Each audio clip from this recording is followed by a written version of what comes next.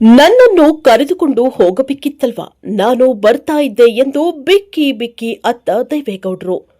ಮಾಜಿ ಪ್ರಧಾನಿ ಹಾಗೂ ಜೆಡಿಎಸ್ ವರಿಷ್ಠ ಎಚ್ಡಿ ದೇವೇಗೌಡ ಅವರ ಧರ್ಮಪತ್ನಿ ಚೆನ್ನಮ್ಮ ದೇವೇಗೌಡ ಅವರ ನಿಧನವು ದೊಡ್ಡ ಗೌಡರ ಬದುಕಿನಲ್ಲಿ ಎಂದಿಗೂ ತುಂಬಲಾರದ ಭಾರೀ ಆಘಾತವನ್ನ ಉಂಟುಮಾಡಿದೆ. ತಮ್ಮ ಇಡೀ ಜೀವನದ ಏಳು ಬೀಳುಗಳಲ್ಲಿ ಸದಾ ನೆರಳಾಗಿ ಸುದೀರ್ಘ ರಾಜಕೀಯ ಪಯಣದ ಕಠಿಣ ಹಾದಿಯಲ್ಲಿ ಧೈರ್ಯ ತುಂಬಿದ್ದ ಪತ್ನಿಯನ್ನ ಕಳೆದುಕೊಂಡ ಮಾಜಿ ಪ್ರಧಾನಿ ಎಚ್ಡಿ ದೇವೇಗೌಡ ಅವರು ತೀವ್ರವಾಗಿ ಭಾವುಕರಾಗಿದ್ದಾರೆ. 7 ದಶಕಗಳ ಕಾಲ ತನ್ನ ಪ್ರತಿಯೊಂದು ಉಸಿರಲ್ಲೂ ಜೊತೆಯಾಗಿದ್ದ ಹೆಂಡತಿಯ ಪಾರ್ಥಿವ ಶರೀರವನ್ನ ಕಂಡು ತಡೆಯಲಾಗದೆ ಬಿಕ್ಕಿ ಬಿಕ್ಕಿ ಅತ್ತಿದ್ದಾರೆ.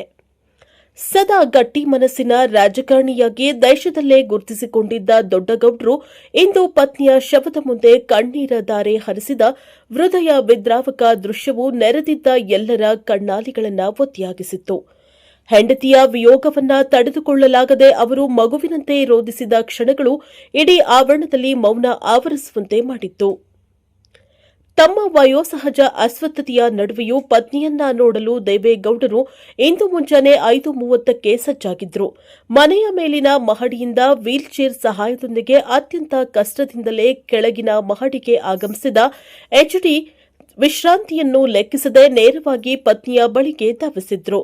ವೀಲ್ಚೇರ್ನಿಂದ ಕೆಳಗಿಳಿದು ಪತ್ನಿ ಚೆನ್ನಮ್ಮ ಅವರ ಪಾರ್ಥಿವ ಶರೀರದ ಹತ್ತಿರ ಬರ್ತಾ ಇದ್ದಂತೆಯೇ ಗೌಡರ ಸಹನೆ ಸಂಪೂರ್ಣವಾಗಿ ಕಟ್ಟೆಯೊಡೆಯಿತು. ಮಲಗಿರುವ ಪತ್ನಿಯ ಶಾಂತ ಮುಖವನ್ನ ನೋಡುತ್ತಾ ತಕ್ಷಣವೇ ತಮ್ಮ ಕಣ್ಣುಗಳನ್ನು ಒತ್ತಿಕೊಂಡು ಅತ್ಯಂತ ದುಃಖದಿಂದ ಅವರು ಕಣ್ಣೀರು ಸುರಿಸಲಾರಂಭಿಸಿದ್ರು. ಪತ್ನಿಯ ಮುಖವನ್ನ ಸವರುತ್ತಾ ದೇವೇಗೌಡರು ಆಡಿದ ಮಾತುಗಳು ಅಲ್ಲಿ ನೆರೆದಿದ್ದ ಇಡೀ ಕುಟುಂಬಸ್ಥರ ಹೃದಯವನ್ನ ಸೀಳುವಂತಿತ್ತು. ನಾನು ಬರ್ತಾ ಇದ್ದೆ ಎಂದು ತೀವ್ರವಾಗಿ ಹಲಬುತ್ತಾ ಬಿಕ್ಕಿ ಬಿಕ್ಕಿ ಅತ್ತಿದ್ದಾರೆ. ಸುಮಾರು 72 ವರ್ಷಗಳ ಸುದೀರ್ಘ ವೈವಾಹಿಕ ಜೀವನದಲ್ಲಿ ಎಂದಿಗೂ ತನ್ನ ಕೈಬಿಡದ ಪತ್ನಿ ಮೃತದೇಹ ಕಂಡು ಗೌಡರ ದುಃಖದ ಅಲೆ ಮುಗಿಲು ಮುಟ್ಟಿತ್ತು.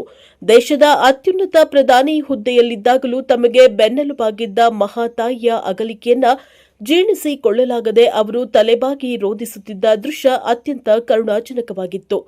ಹೊಳೆನರಸೀಪುರದ ರೇವಣ್ಣ ನಿವಾಸದಲ್ಲಿ ನಾಳೆ ಬೆಳಗ್ಗೆ 7ರಿಂದ 9ವರೆಗೆ ಅವರಿಗೆ ಅಂತಿಮ ದರ್ಶನಕ್ಕೆ ವ್ಯವಸ್ಥೆ ಮಾಡಲಾಗಿದ್ದು 10 ಗಂಟೆಗೆ ಹೊಳೆನರಸೀಪುರದಿಂದ ಪಾರ್ಥಿವ ಶರೀರ ರವಾನೆಯಾಗಲಿದೆ. ಬೆಳಗ್ಗೆ 11:30ಕ್ಕೆ ಮಾವಿನಕೆರೆ ರಂಗನಾಥಸ್ವಾಮಿ ಬೆಟ್ಟದ ತಪ್ಪಲಿನಲ್ಲಿ ಅಂತ್ಯಕ್ರಿಯೆ ನಡೆಯಲಿದೆ. ಶ್ರೀಮತಿ ಚೆನ್ನಮ್ಮ ಪಾರ್ಥಿವ ಶರೀರ ಸಾರ್ವಜನಿಕ ಅಂತಿಮ ದರ್ಶನಕ್ಕೆ ವ್ಯವಸ್ಥೆ ಹಿನ್ನೆಲೆ ಪೊಲೀಸ್ ಬಿಗಿ ಭದ್ರತೆ ನಿಯೋಜಿಸಲಾಗಿದ್ದು ನೂಕುನುಗ್ಗಲು ಅಡಚಣೆ ಉಂಟಾಗದಂತೆ ಬಿಗಿ ಪೊಲೀಸ್ ಬಂದೋಬಸ್ತ್ ಏರ್ಪಡಿಸಲಾಗಿದೆ.